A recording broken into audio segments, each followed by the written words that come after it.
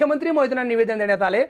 त्या निवेदनामध्ये मुख्यमंत्री महोदय त्या निवेदनाच्या उत्तरात असे म्हणाले होते की जवळपास 20 मिनिटांमध्ये सुरुवातीला म्हणाले की बंजारा समाजाला अनुसूचित जमातीचे जर आरक्षण हवे असतील तर आपण एक आयोग गठीत करू आणि केंद्राकडे शिफारस करू। बोलता बोलता मुख्यमंत्री महोदय पुढे असे म्हणतात की आपण एक समिती स्थापन करू। बोलता बोलता अजून मुख्यमंत्री साहेब पुढे असे म्हणतात की अभ्यासी कमिटी नेमू। मग मुख्यमंत्री महोदय मला सांगा, बंजारा समाजाला अनुसूचित जमातीचे आरक्षण मिळण्यासाठी तुम्ही समिती स्थापन करणार आहात का, अभ्यासू कमिटी नेमणार आहात की आयोग नेमणार आहात? काही असो, जर तुम्ही आमच्या बंजारा समाजाच्या अनुसूचित जमातीच्या सकारात्मक विचार केला असेल तर केंद्राकडे आपण शिफारस नक्की पाठवणार आहात।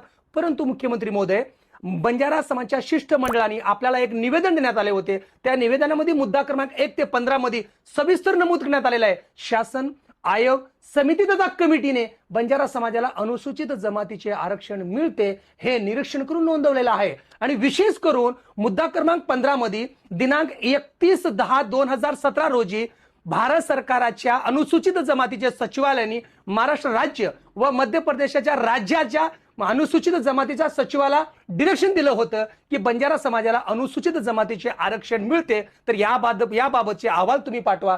तर 31/10/2017 पर्यंतचा अहवाल तुम्ही अजून पाठवलेला नाहीये। मग आयोग नेमण्याची गरजच काय, आता समिती अथवा कमिटी गठीत करण्याची गरजच काय? काही असो, पण मुख्यमंत्री महोदय, तुमच्या अखत्यारीत असणाऱ्या या राज्याच्या हातात असणाऱ्या एकूण 8 मागण्याबद्दलचे तुम्ही कुठल्याही स्वरूपाचे लेखी स्वरूपात या आमच्या शिष्टमंडळानं उत्तर दिलेले नाही। विशेष करून त्या राज्याच्या पहिल्या मुद्द्यामध्ये तुम्ही असं म्हणता की बंजारा समाजाला अनुसूचित जमातीच्या आरक्षणासंदर्भात जे काही गुन्हे दाखल झाले ते सगळे माघारी घेऊ। म्हणजे अट्रॉसिटी सारखे गुन्हे माघारी घेता येतात का मुख्यमंत्री महोदय?